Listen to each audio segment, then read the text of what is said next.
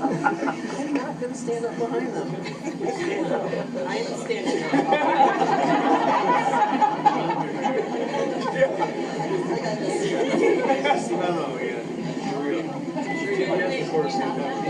I don't think I can talk about it, to be honest.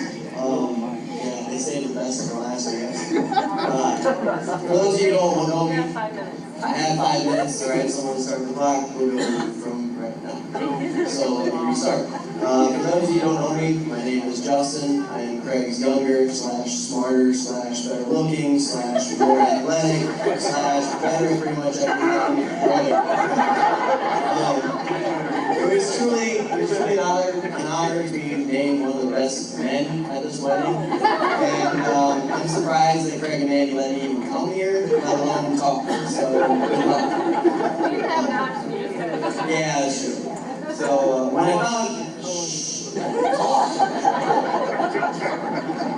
I found out that Craig and Mandy were finally tying the knot, coincidentally through Facebook, thank you, Tammy. There was a bunch of ideas that were going through my head as to what I could say. I mean, the possibilities were endless. But being that I just graduated from Hooper College and a major with mathematics and a very hard-earned major in procrastination, I just started this speech a couple nights ago. So I went to Google and Googled in best man speeches and got some tips, so hopefully it was really something. So being the younger brother, it is my responsibility to, get on Craig's nerves as much as I possibly can. And when I was younger, our daily routine kind of followed the same pattern. Craig would start an activity, I would come in and naturally do it better.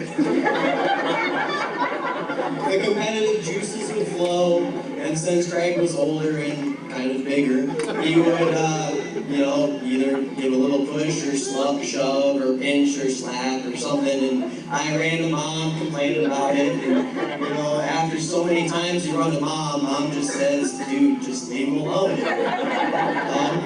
So that signaled a victory for Craig.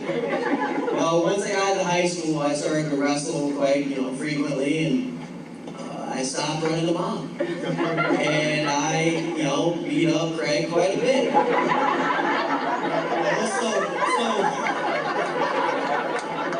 So he stopped winning. And you know what? I am really sorry.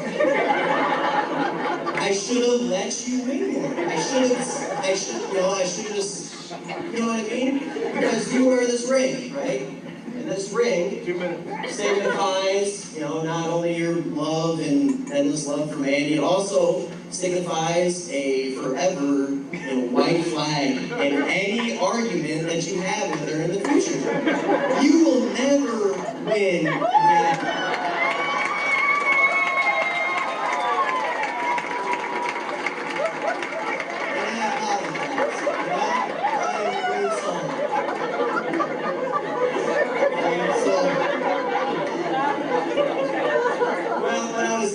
Stories about Craig and Mandy and when they came together.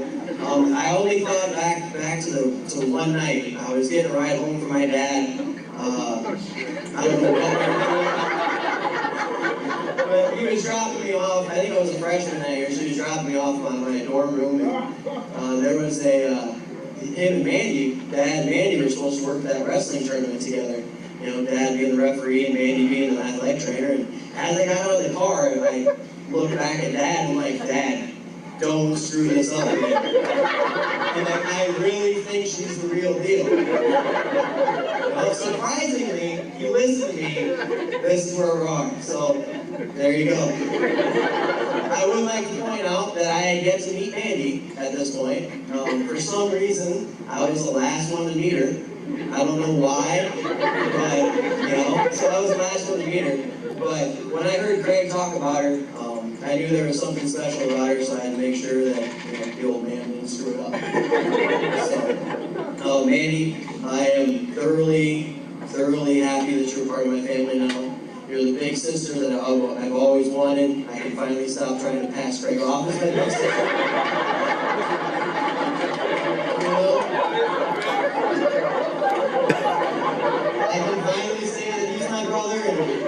consistent. So thank you, you know.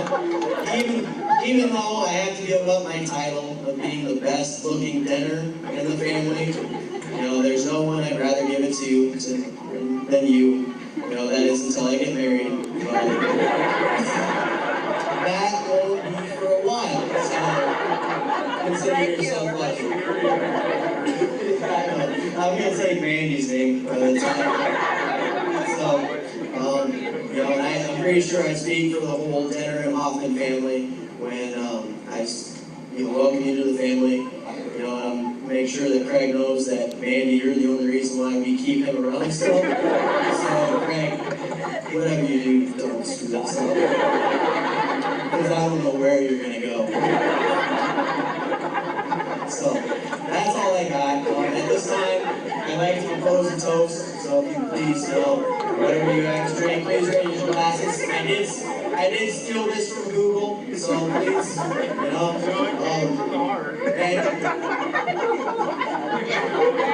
So, Craig and Mandy, may your love be modern enough to survive the times, but old-fashioned enough to last forever. I love you both, and congratulations.